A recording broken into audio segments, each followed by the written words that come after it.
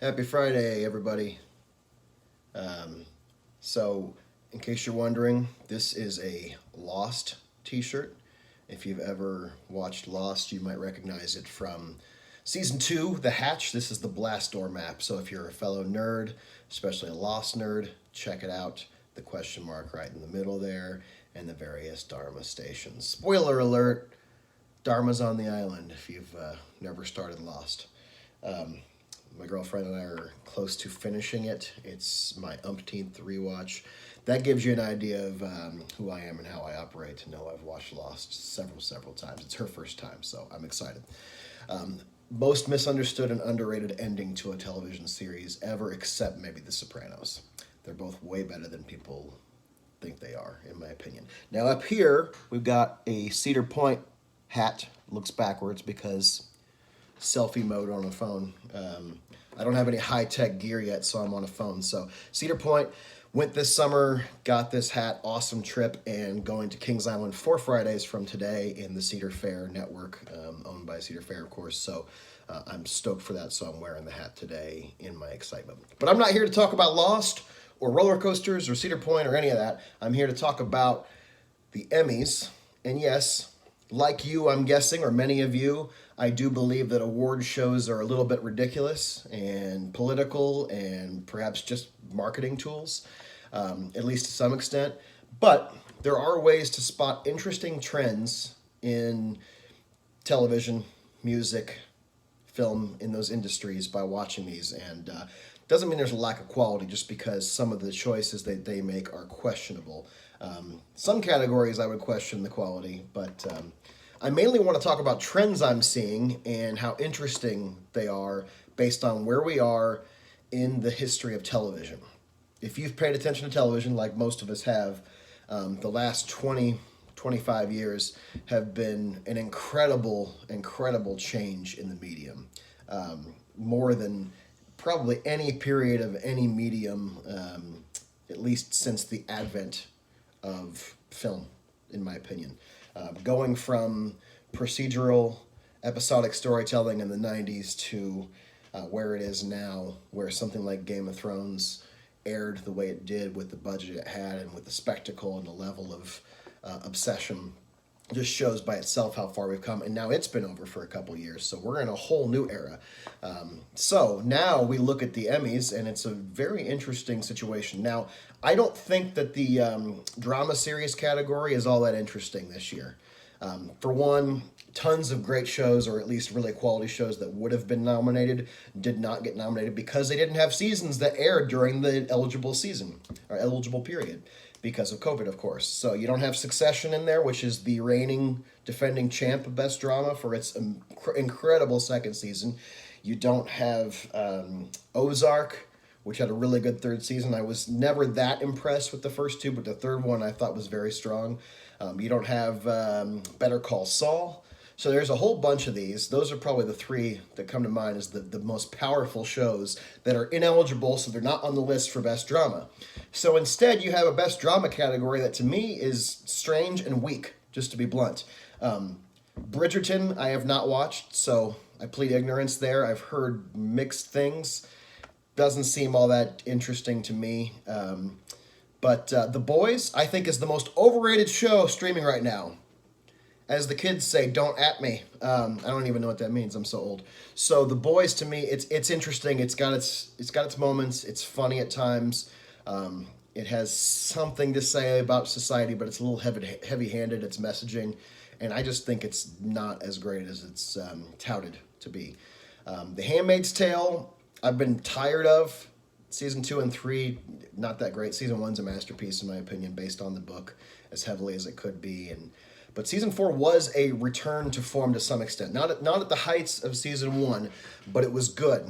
And it was good that they finally moved the story the way they needed to. I won't spoil what I mean by that in case you haven't watched it yet, but get on it, because if you're a Handmaid's fan, it was a good season compared to the last two. Elizabeth Moss, for my money, is still the best actress on television overall. I'm not sure she should win this award for Best Actress this year for the Emmy, but or Best Actress in a Drama Series. But she is still overall just an incredible actress. starting with The West Wing and then certainly peaking with Mad Men and then the first season of Handmaid's Tale. Incredible talent. Then This Is Us, which This Is Us I've watched since almost the beginning, and it's great to see a network show with that kind of quality. I am a little tired of it too, if I'm being really honest. I think the characters are wonderful and compelling. They've made some storytelling choices that I've been left a little unimpressed with. Then you have The Mandalorian, of course, which is the Star Wars show for anybody who's been under a rock the last couple of years.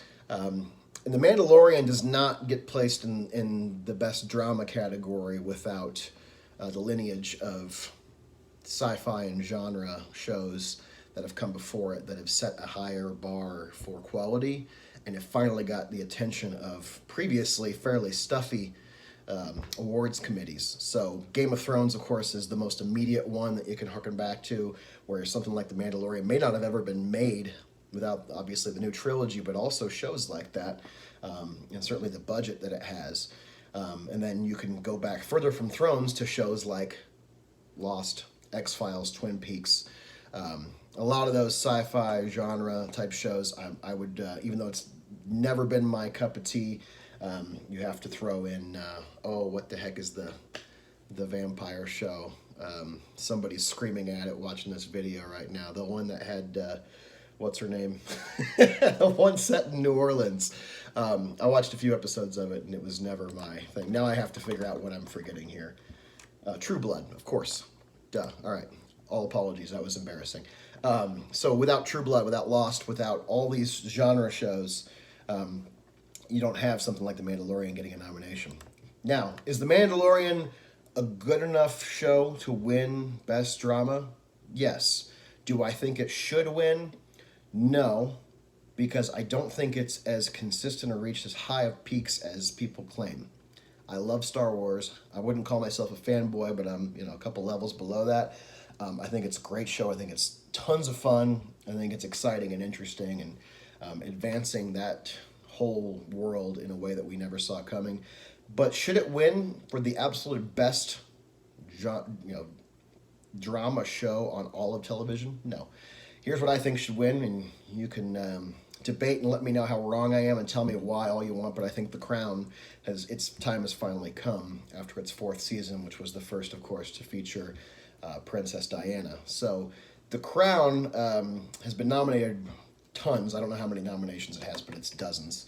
And it's won some acting awards, it's won some other awards, but it's never won Best Drama. And this year, without the aforementioned Succession and Better Call Saul and these powerful shows, without those in the running, I think The Crown's time has come. I think it will win, and I think it should win. Will I be unhappy or mad if The Mandalorian wins? Of course not. The Mandalorian is, like I said before, a fantastic show, but I don't think it's as consistent in its writing and its presentation as something like The Crown to where it should actually win. Now, way more interesting to me beyond all that, if you've made it this far in the video, and I might have lost you before, the part that's of the most interest to me is the Outstanding Limited or Anthology Series category. To me, this has been more interesting probably for a few years now. Ever since they started just giving Thrones awards in its worst seasons and then not giving it to it previously in its best seasons, I was a little disillusioned by the Best Drama category. But limited series, that's really where the showdown comes. And one thing to note here is how heavily female-dominated this category is, and we're all the better for it. So you have I May Destroy You, haven't seen that, heard great things. Mare of Easttown, I'll get back to that in a second. The Queen's Gambit, which got people turned on to chess for at least 5 minutes last year during the holiday season.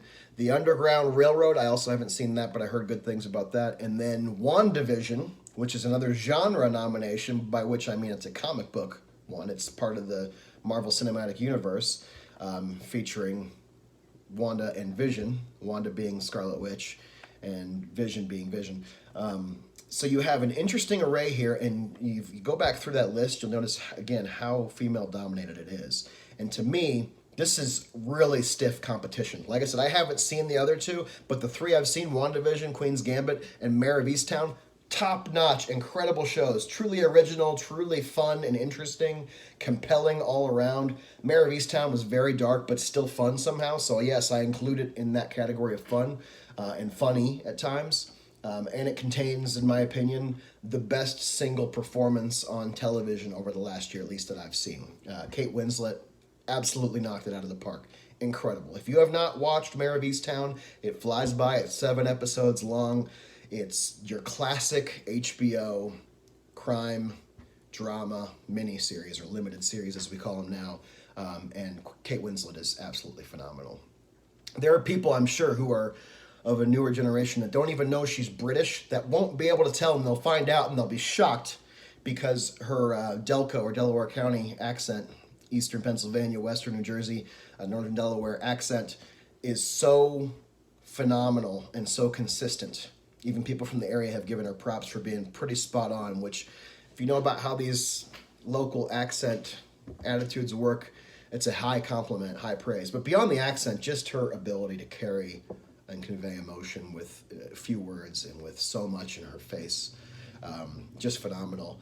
And then you have something like WandaVision, where Elizabeth Olsen gives an incredibly diverse, versatile performance. It's also deserving of so much praise because she's playing a superhero, but if you know the show, what they did was they paid homage to every era of television and took you through it, and you didn't quite understand why at the beginning. You know, if you've watched Marvel movies, you have an idea there's something more going on here than just spoofing old, I Love Lucy and Ozzie and Harriet and all those old black and white sitcoms. There's something more going on here, but we don't know what or why yet. And once the world opens up, it's really compelling, really well written, really well presented. The effects are phenomenal, as usual with the MCU. But the emotion of it was what surprised me the most. And the performances are what carried that, between Paul Bettany and Elizabeth Olsen, and other characters as well, and actors as well. But just phenomenal. Just an incredible show. And I still wouldn't pick it as... I'd probably put it third in this category. That's how good this category is. I don't even think I would even remotely consider it better than The Queen's Gambit or Mayor of Easttown. Now, The Queen's Gambit is a whole different thing, because you have Anya Taylor-Joy giving a great performance as well. So you have, again, female performance that's really leading the way here overall. And she's just fantastic. If you haven't seen this, haven't seen her portray Beth Harmon, get on your Netflix right now. That was worth subscribing to for those couple months at the end of 2020, just for watching her performance in that show. It's fun, it's interesting. Even if you think chess is dull and boring, it will make you fall into it. I promise you'll still be fascinated, you'll still love it. Kind of like Friday Night Lights was with football. Even if you hated football or didn't care about football, you're still into it and you're still rooting for them. So this is very similar. But I got to give the edge to Mayor of Easttown and Kate Winslet. I think she's just dominating. Some other categories, just to pick out a few of these here. The comedy series, I have to plead ignorance because I've seen one of them. And the one is Cobra Kai, which is fun, but pretty silly and cheesy. Ted Lasso is next on my list. I'm going to watch it soon. I've heard phenomenal things about it. It's the favorite. I do want to watch Hacks because Jean Smart is one of my favorite actresses ever. She was great also in Mayor of Easttown for the supporting role. She's nominated for a supporting role in a limited series for that, and lead actress in a comedy series for Hacks, so I want to watch that one as well. So got to plead ignorance there. Looks like Ted Lasso is the favorite though, like I said. So you got all kinds of things. The one category that feels like it's just boring at this point is the whole what is it, the one that does talk shows. I forget what the category is even called. I'm looking for it right now, but the one that where you have Last Week Tonight with John Oliver has dominated ever since The Daily Show ended, and I think that category is just kind of the stuffy old middle-aged white dudes category. Not to say they don't do good things, but it would be cool for that category to get shaken up a little bit and have something else going on. Reality programs, I don't watch that. I don't really have any interest in it, but I'm sure your favorite will win. But anyway, do the awards matter? Probably not. Is it fun to talk about and talk about which ones you think deserve more attention, are getting their fair due finally?